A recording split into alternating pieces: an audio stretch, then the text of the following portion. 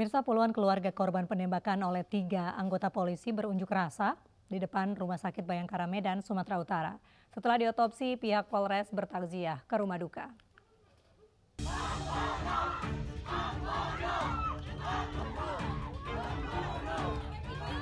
Puluhan warga Medan Labuhan, Kota Medan, Sumatera Utara berunjuk rasa di depan pintu masuk Rumah Sakit Bayangkara Medan.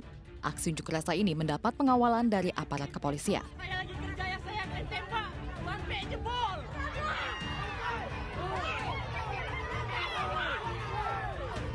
Di tengah unjuk rasa, adik korban Jumiati meronta-ronta berusaha menerobos masuk ke rumah sakit meminta keadilan atas peristiwa penembakan yang menimpa korban IN oleh 3 orang anggota Polres Belawan. Keluarga korban meminta kepolisian dan pihak rumah sakit mengeluarkan jenazah korban untuk segera dibawa ke rumah duka usai diautopsi. Saya mau nuntut keadilan, Pak. Ayah saya ditembak sampai jebol lehernya, Pak. Ditembak leher saya sampai jebol, habis itu polisinya lari. Habis itu polisinya lari, Pak. Jebol leher saya sampai meninggal, Pak. Kini jenazah korban telah dimakamkan di pemakaman umum tidak jauh dari kediaman korban. Ya, hal ini kita lakukan mengingat kita juga adalah manusia biasa, ya, sehingga kami melakukan melayat ataupun takziah ke rumah duka.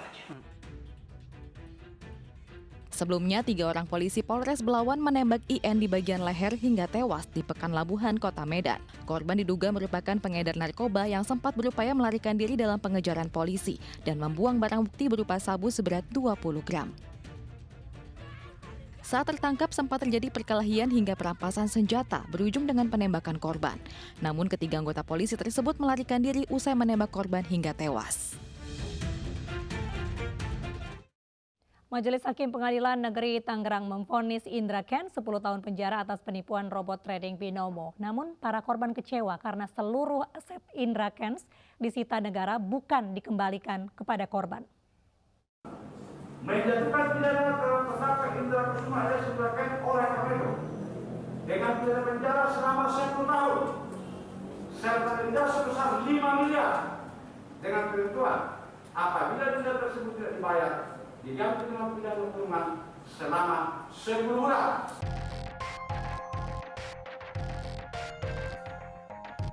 Crazy Rich Medan, Indra Kents divonis 10 tahun penjara. Indra terbukti bersalah melakukan tindak pidana penipuan. Indra terbukti mengajak 144 orang korban untuk trading sekaligus menipu mereka hingga seluruh korban merugi 43 miliar rupiah. Namun majelis hakim memerintahkan seluruh harta kekayaan terdakwa berupa barang mewah disita untuk negara atau tidak dikembalikan kepada korban. Akibat keputusan itu para korban kecewa karena harta mereka tidak dikembalikan dan meminta jaksa penuntut umum melakukan banding. Kami meminta hak kami dikembalikan. Kami tidak setuju. Kami protes keputusan hakim hari ini. Ya. Kenapa beda dengan afiliator lain? Sedikit pun hari ini Ya? korban. Udah ada kan Fakari permainan apa lagi yang ada? Ya, kami meminta hak korban harus dikembalikan. Pertimbangan majelis hakim menyita seluruh harta kekayaan Indra Kents karena para korban dinilai melakukan perjudian dengan menaruh uangnya dan mengharapkan keuntungan. Harta hasil kejahatan dapat kembali kepada korban jika korban mengajukan banding atau kasasi. Apakah barang bukti itu bisa beralih atau dikembalikan kepada terdakwa atau tidak? Itu kan di dalam perkara ini, dalam putusan ini kan baru putusan tingkat pertama. Masih ada upaya hukum banding dan terhadap hukum banding itu masih ada upaya hukum kasasi kan. Sepanjang mungkin dari penuntut umum melakukan banding, kemudian pengadilan tinggi menyatakan bahwa barang bukti dikembalikan kepada para korban, bisa saja. Putusan majelis hakim ini lebih ringan dari tuntutan jaksa, yakni kurungan penjara selama 15 tahun serta denda 5 miliar rupiah. Dari Tangerang, Banten, Sukron, iNews melaporkan. Kita beralih ke informasi. Mantan Gubernur DKI Jakarta Anies Baswedan dan Wali Kota Solo Gibran Rakabuming Raka bertemu dan sarapan bersama di sebuah hotel di Solo, Jawa Tengah. Keduanya membantah pertemuan tersebut membahas isu politik.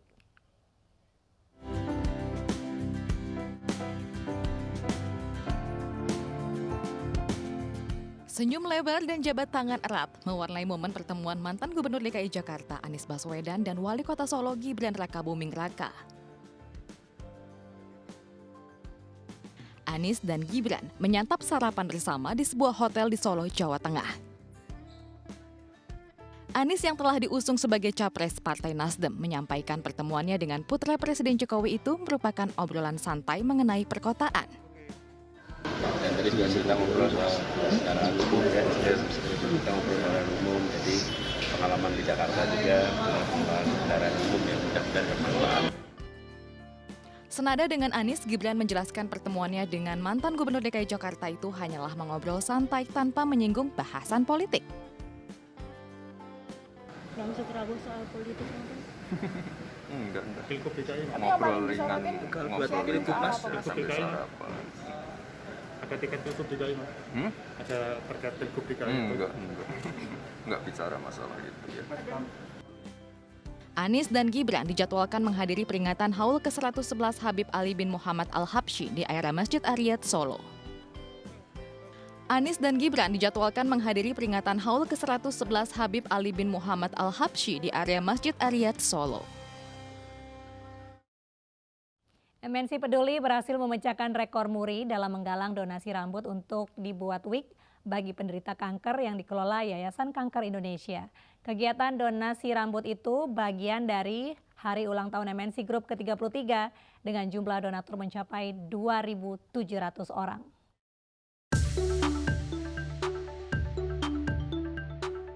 MNC Peduli dan Lifebuoy menyelenggarakan donasi rambut untuk pasien kanker pada 24 Oktober hingga 11 November 2022. Kegiatan yang didukung oleh Headquarters Salon ini berhasil memecahkan rekor muri dengan kategori donasi rambut secara estafet oleh peserta terbanyak. Rekor muri diserahkan kepada Putri Paramita selaku VP Marketing Beauty and Wellbeing Unilever Indonesia dan Ketua MNC Peduli Jessica Tanusudibyo yang didampingi oleh Ketua Panitia MNC Fest 2022 Clarissa Tanusudibyo. Karena memang belum pernah ada sebuah rekor untuk mendonasikan rambutnya dengan terbanyak, dan yang sangat luar biasa lagi bahwa ini memecahkan targetnya mereka sendiri. Seperti tadi dikatakan targetnya itu ada 1.500. Ya, ini suatu kegiatan yang spektakuler ya, luar biasa, cemerlang. Bagaimana dengan cara yang sederhana membangkitkan kepedulian masyarakat untuk berdonasi. Jadi artinya donasi rambut untuk dibuat wig. Kolaborasi ini merupakan bagian dari kampanye Senyum untuk Indonesia yang diusung oleh MNC Peduli dalam rangkaian peringatan 33 tahun MNC Group dan juga kampanye berbagi kebaikan yang diusung oleh Lifebuoy. Kampanye berbagi kebaikan adalah kampanye yang sudah dilakukan Lifebuoy sejak bulan Juni 2022 kemarin berupa penggalangan donasi rambut untuk kita sumbangkan berupa wig ke Yayasan Kanker Indonesia. Ini sangat besar gitu, jadi yang awalnya kita targetkan sekitar 1.000-1.500 peserta, sudah melebihi 2.000 peserta di 3 lokasi, di Kebonjeruk, di Kedoya, dan juga di Kebon Sirih. Kampanye berbagi kebaikan oleh Lifebuoy masih terus berlanjut hingga 1 Desember 2022. Kirimkan donasi rambutmu dengan panjang berapapun ke PO Box Berbagi Kebaikan Jakarta 12.000. Tim Liputan iNews melaporkan.